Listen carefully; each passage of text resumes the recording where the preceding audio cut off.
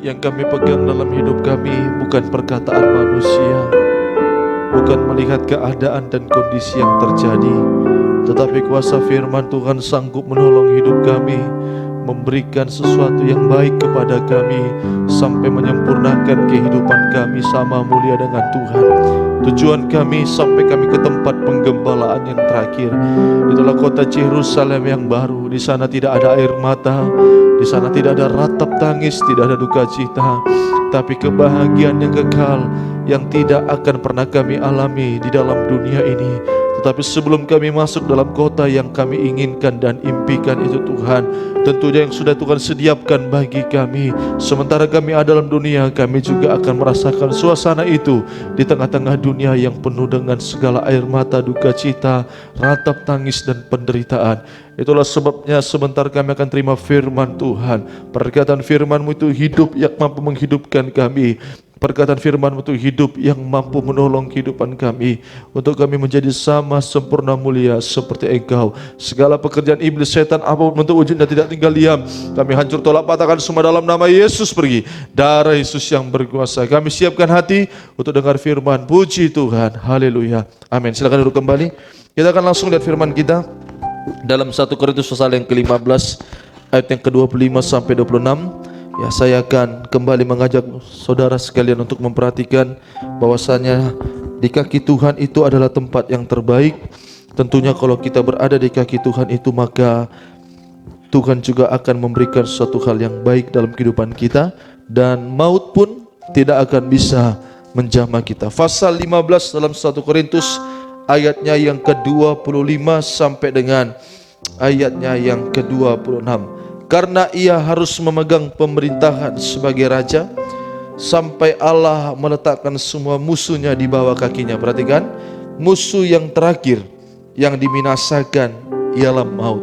Maut itu berbicara kematian. Ya, maut berbicara kematian. Ada kematian secara tubuh jasmani. Ya, memang kalau Tuhan izinkan kita berkerinduan sampai Tuhan datang, Tuhan berikan panjang umur. Ya, tetapi ada orang yang sebelum Tuhan datang dia akan mengalami kematian.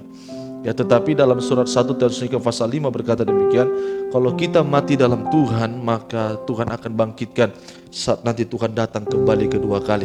Itu dalam surat Tesalonika. Ya, jadi orang-orang mati yang sudah ada dalam kubur itu, maka mereka akan dibangkitkan saat nanti Tuhan akan segera datang. Nah, tetapi kematian secara tubuh ini yang paling banyak ditakutkan orang. Tetapi sebenarnya kematian yang paling membahayakan bukan kematian tubuh, tapi kematian rohani. Nah, perhatikan, kematian tubuh ini yang paling ditakutkan banyak orang. Kalau dia mati meninggal, ya kan, maka itu hal yang paling menyakitkan. Tetapi sebenarnya kematian yang paling mengerikan itu adalah kematian tubuh secara rohani. Tubuh jasmaninya sehat, tetapi rohaninya sudah mati. Nah, ini tidak ada obatnya.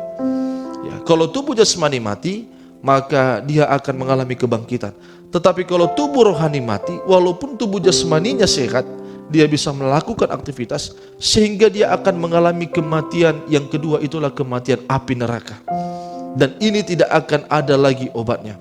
Kita perhatikan Wahyu pasal 20 ayat ke-14 ya, dalam kitab Wahyu pasal yang ke-20. Jadi saudara, seringkali kita takut kalau kita mati secara tubuh. Tetapi kalau kita mati secara rohani, itu yang paling membahayakan. Wahyu pasal yang ke-20 ayatnya yang ke-14. Cepat Bin. Ayat ke-14. Kita mulai ayat yang ke-13 saya akan baca. Maka laut menyerahkan orang-orang mati yang ada di dalamnya, dan maut dan kerajaan maut menyerahkan orang-orang yang mati. Jadi orang-orang mati itu diserahkan kepada maut. Jadi kita mati, nanti kalau kita mati pun diserahkan mayat itu kepada maut. Lalu maut dan kerajaan maut itu dilemparkan ke daulatan api. Jadi orang yang sudah mati itu, perhatikan, dilemparkan ke dalam lautan api. Kenapa? Karena dia tidak mengalami kebangkitan. Nanti saudara baca dalam 1 Tesalonika pasal yang ke-5. Jadi orang yang mati itu nanti di dalam Tuhan itu nanti dibangkitkan kalau dia mati dalam Tuhan.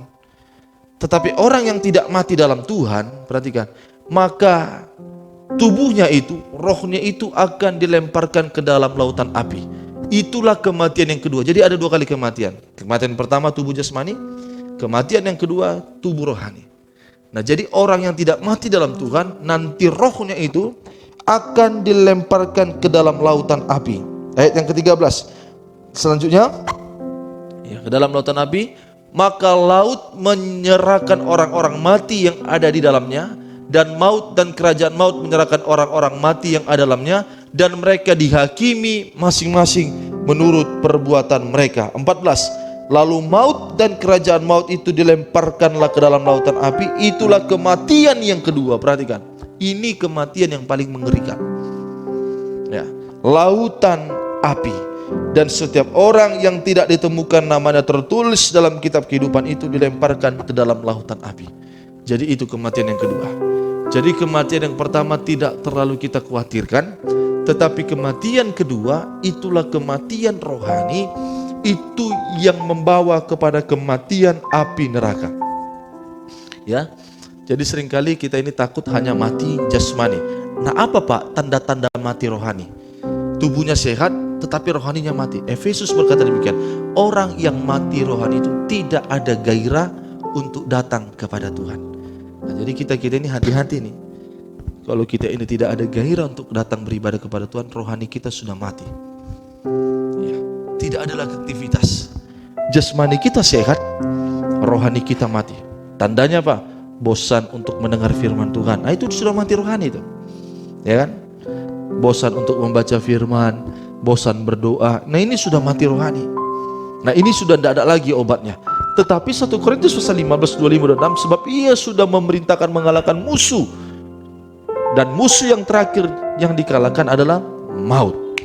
Nah, jadi perhatikan, jadi tempat yang aman supaya kita tidak dikuasai oleh maut, kematian, api, neraka itu ada di bawah kaki Tuhan. Ya, di bawah kaki Tuhan. Ya, kita akan belajar siang ini bagaimana praktek di bawah kaki Tuhan. Mari, 1 Petrus 2 ayat yang 21. Jadi kematian jasmani ini bukan kita inginkan kita mati, bukan. Ya, tadi saya katakan semua kita berkerinduan Tuhan berikan kesehatan, kekuatan sampai Tuhan datang, panjang umur semua, amin.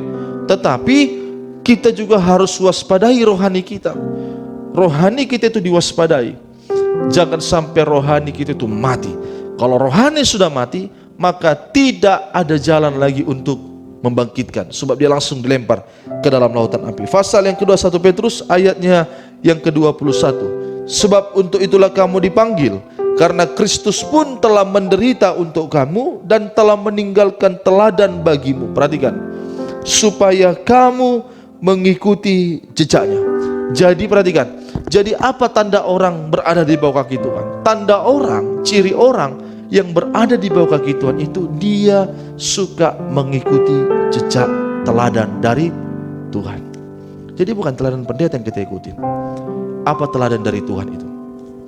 1 Petrus pasal yang ke-21 berkata ayat selanjutnya nanti, teladan dari Tuhan itu adalah teladan penderitaan. Ya, menderita. Jadi kalau saudara dengar firman Tuhan dikatakan ikut Tuhan tidak menderita, salah itu. Ya. Teladan dari Tuhan itu teladan penderitaan. Bukan penderitaan kalau kita tidak ada uang, bukan. Teladan penderitaan itu adalah teladan salib. Ya, teladan salib. Dia tidak melakukan dosa sekecil apapun. Ya, ayat 22, perhatikan, itu teladan penderitaan. Ia tidak berbuat dosa. Inilah teladan Tuhan. Ya, jadi menderita kan? Untuk tidak berbuat dosa itu menderita enggak? Menderita. Ya, dosa itu enak bagi daging. Kalau kita tidak melakukan dosa itu menderita secara daging. Ya, dan dusta tidak ada dalam mulutnya. Untuk tidak berdusta itu sakit bagi daging. Itulah teladan Kristus. Ya, mengikuti jejak Tuhan itu artinya apa? Kita benar-benar mengalami pengalaman salib. Tidak berbuat dosa. sekalipun ada keuntungan, ada tawaran, maupun ada ancaman. Itulah orang yang sudah berada di kaki Tuhan. Ya, bentuk-bentuk dosa. Ya, biar kita memahami, dia mati terhadap dosa. Sekalipun dia kaya atau miskin. Tapi kalau dia melakukan dosa saat dia miskin, dia tidak menderita. Jadi tidak boleh kita ukur orang menderita itu karena dia miskin, bukan. Ada orang di penjara lebih menderita daripada kita, tapi mereka menderita karena dosa. Ya. Ada orang-orang kaya, tetapi mereka tidak berbuat dosa, mereka juga menderita. Dan salah satu penderitaan itu karena mengikut Tuhan. Nah, ini suatu penderitaan. Ya, saat kita mengikut Tuhan, mengiring Tuhan itu, maka kita akan mengalami suatu penderitaan. Amin. Ayat ke-22. Ya, kita lihat lagi apa itu. Silakan. Pasal itu tadi, ayat yang ke-22. Kita baca sama-sama. 3, 2, ya. Terus. 2, 3. Ya. Perhatikan. Ketika ia dicaci maki, ia tidak membalas dengan caci maki. Terus.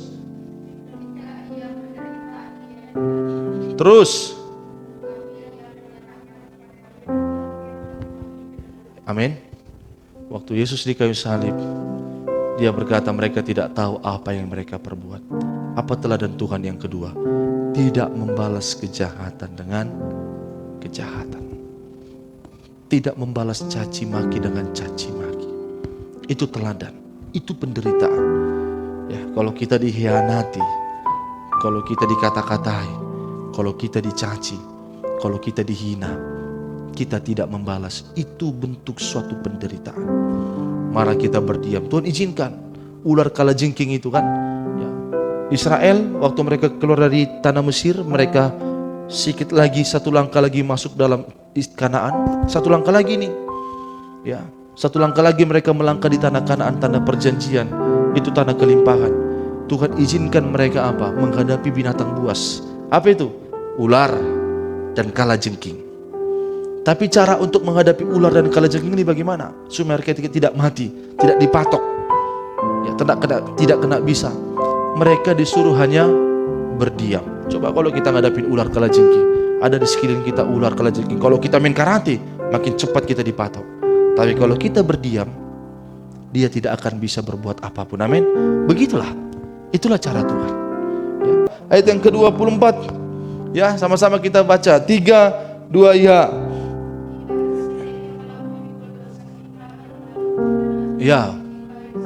Terus, supaya kita yang telah mati terhadap dosa, hidup untuk kebenaran. Oleh bilur-bilurnya kamu telah. Perhatikan, kalau orang bisa membalas kejahatan dengan kebaikan, maka dia akan mengalami kuasa bilur Tuhan untuk menyembuhkan dendam semuanya. Maka ada kuasa Tuhan, bilur Yesus untuk menyembuhkan kita. Itulah di kaki Tuhan. Amin.